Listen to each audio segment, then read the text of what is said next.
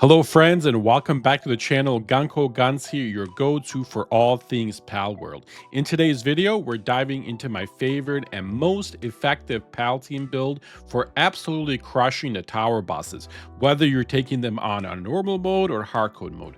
The best part, this team is super simple to build, so you won't have to grind forever just to start farming these tower bosses and unlocking these new sweet hairstyles. Let's jump in and get you set up for victory. If you are looking for people to play Palworld with, why not join the Mando community? We got our own server where you can team up, trade, and conquer together. Plus, after the new year, we're kicking off an epic Nuzlocke challenge. And guess what? You're all invited. All the details you need will be in the description of this video. All right, thank you guys for spending a few minutes with me. I truly appreciate it. If you enjoyed the content, please don't forget to like and subscribe. It really helps the channel out. Let's jump straight in. Please allow me to introduce you folks to the twins. That's right. Let me introduce you to Alphonse and his less successful cousin, Titus. These are no ordinary pals. These are your ironclad knights, also known as the Bash Brothers, the pull-up guys, the mess around and find out guys. In my humble opinion, this build that I'm about to show you is hands down the absolute best way and the lazy way to crush tower bosses, no matter what difficulty, without you as the player having to get involved at all. What I mean by that is you can let these guys go in, sit back, look pretty, they'll take care of business, you just collect the rewards. Again, the lazy way. Let me show you how this works. How to get Noclum early as level 19, honestly. Yes, you heard that right. You can snag yourself a Noclum as soon as you unlock the breeding farm at level 19. Here's exactly how I did it step by step and which pals I use for this reference. So step 1, you'll need a Mosada and Pentalia. And again, you can easily get them at level 19. Pentalia is actually one of the bosses that you can fight and just capture. There's also tons of ways to make her. Make sure to use the breeding calculator to figure out if you cannot get these bosses or these pals at an early level 19. Once you have 2 of them, you want to breed a Lylene. You combine your Masada and a Petalia at the breeding farm to get your Lylene. Finally, step 3, you breed for Noclum. You take your newly bred Lylene and pair it with a real Exaurus. And this combo will result in a mighty Noclum. Again, this is how I did it. There's tons of different ways to do it. Please check out the palworld.gg breeding calculator that you can find. There's so many different ways to combine and, get yourself a Noclum super early. All right, now let's look at the passives. And again, feel free to adjust these, but this is what I recommend on the passives. I recommend Demon God and Musclehead for your pure damage ones. That is 30% there and 30% there on attack, so 60% together. On top of that, 5% more defense. The other one that I recommend is Serenity. This is such a cheat code. It makes it where all your cooldowns are 30% faster, and on top of that, you get 10% more attack. It is beautiful. And I actually used to have Legend on here, and I just took it out and replaced it with Vampiric. And the reason for that is some of the hard modes later on, I found that these were they were just dying sometimes on me, and I would have to help them out. When I put Vampiric on, they literally became immortal. They will never die. They will heal themselves almost to full health, like all the time. Like you never have to worry about anything else. So as soon as you get one done, then you want to get the other one the same way done as well. Just like that. Again, they're pretty much copies of each other. The reason for that we want to do is for this Steel Guardian mode. And I'll show you how that works here in a second. So for example, like when you're fighting, if you pull one out and as soon as the thing starts, he's going to go transport stuff. You pop this little move here called the Steel Guardian mode, and he's going to pretty much hulk up. And his damage is going to increase crazy. And as soon as this one runs out, you're going to pull pretty much the other one in, just like so. And then you're just going to activate this one and let him kind of take over. And the really cool thing about this is when that Steel Guardian mode runs out, the other one will be available on the other pal and vice versa. So they will always have like the pure damage and defense up and all that good stuff. Now, let's complete the build. And then I'll show you the actual stats that ends up happening when you put these together. All right, and then with the twins, we do have a supporting cast. and I call them mud flaps. Mud flaps 1, mud flaps 2, mud flaps 3. Just like so. And again, you will never use these pals. They are here just for one reason, and this is for the soil improver partner skill. While they are in your team, it increases the attack power of ground pals, which, by the way, um, these are ground pals. And the really cool thing about this build is you don't have to change and build new teams or whatever. I'm actually going to show you a showcase in a little bit where I've taken down every single tower on easy mode or normal mode and on hard mode just with this setup, with a few tweaks on moves with Alphonse and Titus. But before then, let me just show you really quick what you need to build on these, and I'll show you actually how to do this really easily. The only two moves that really matter is Vanguard and Stronghold Strategist. You can get anything else you want on the other passive, it does not matter. As long as you get these two and you breed them correctly on all three of them, just like so. Again, this does not matter. It's only about these, because you're never going to use these, but you want the Vanguard to increase your damage in case you ever want to help out, and you also want to increase the player defense, and it'll be 30% because there's 3 of them. It really does help out. Now, once you bred these and you get the Stronghold Strategist and Vanguard on 3 of them, what you want to do then is you want to fast travel and you want to come up here to the sealed realm of the Winged Tyrant. All right, now that you have your flying pal, what you want to do is you want to kind of fly over to this desert where Anubis is. So pretty much over here, if you fly up, you'll see it. Literally along this entire line, these are everywhere.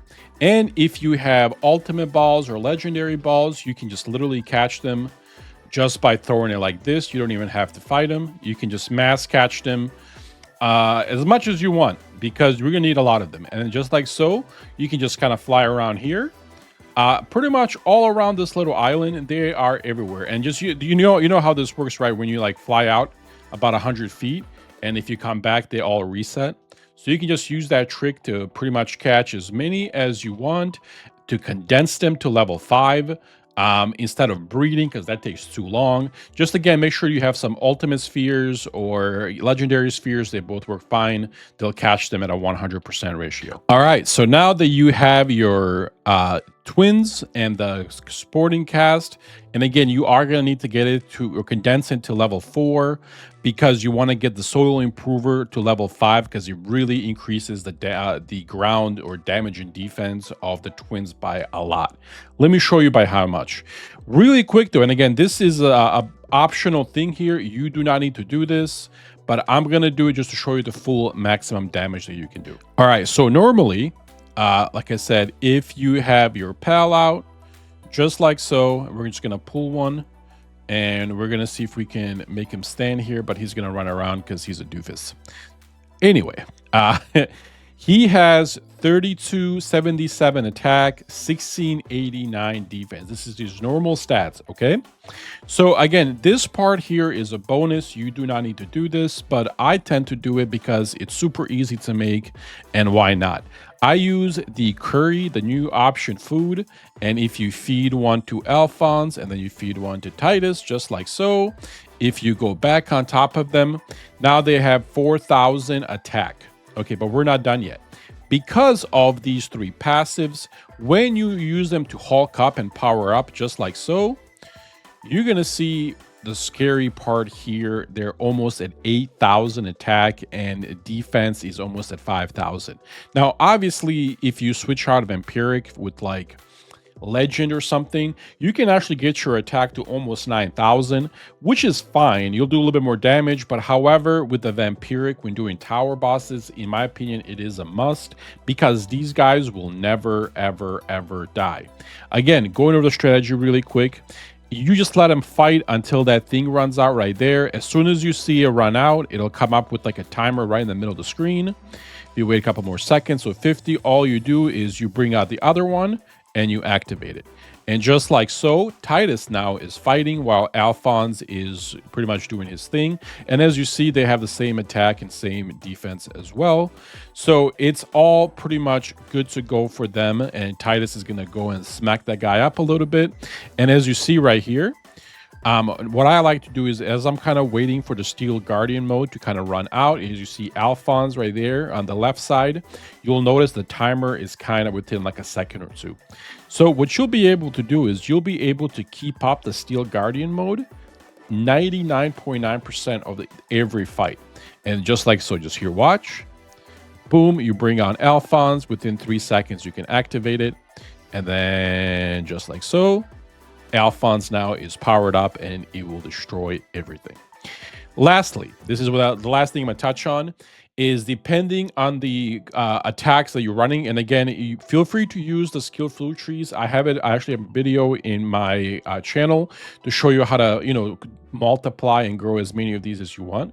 What you want to do is you want to change your moves depending on who you're fighting. Holy Burst, I will leave this one on all the time. This move is broken. It does so much damage. It's only a 30-second cooldown. It is ridiculous. So always leave this one, but change the other two depending on who you're fighting. For example, as when you are fighting like Zoe is an electric type, so she's weak against ground. So what I would do is I would put on the ground cutter, and then I would also put down the rock burst. Or if you don't like the ground cutter or rock burst, you can put something else on, but these two are the ones that I use, and they'll just kill it super easily. Then on the next one, for example, after Zoe, you have Lily and Lylene, and they're weak against fire. So what you again do is Iris Rage, and you change this one to Volcanic Rain, and these two will completely annihilate Lily and Lylene, and I'll show you a little showcase of that here in a second. Next one is Axel and Ozark.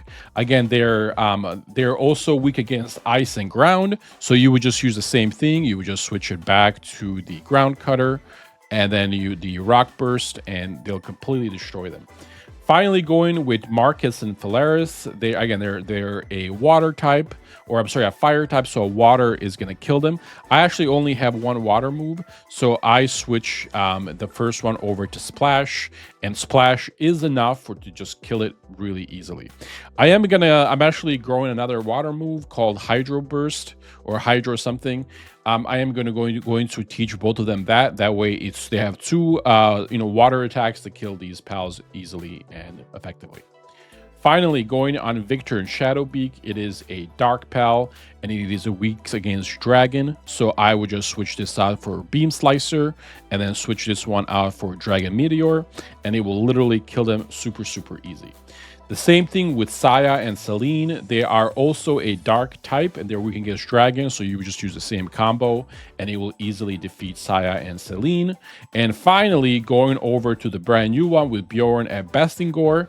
They are a ice pal, which is weak against fire. So again, you would just do the same thing with Iris, and the last one being Volcanic Rain. Now, this is how I run literally all of them without having to breed new teams and all that crap. You just do it one time. As long as you have these like this, you will be just fine. Now, I'm actually going to show you a showcase of me beating all the bosses on normal mode and on hardcore mode as well. All I ever wanted was you, but you left me alone inside these empty, broken walls, and I can't see it clearly, but it's obvious. I know that you left me alone inside this empty, broken hall, and now you'll be the reason why my soul is tainted.